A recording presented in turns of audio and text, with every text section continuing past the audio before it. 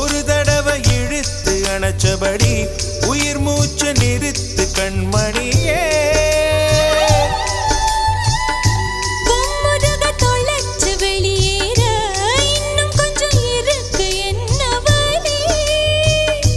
மழை அடிக்கும் சிறு பேச்சு, வெயில் அடிக்கும் ஒரு பார்வை, உடம்பு மண்ணில் புதையிற வரையில் உடன் வரக்கூடுமோ?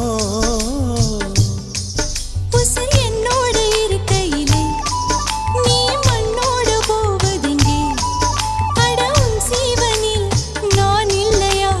கொல்ல வந்த மரணம் கூட குழம்பும் ஐயா.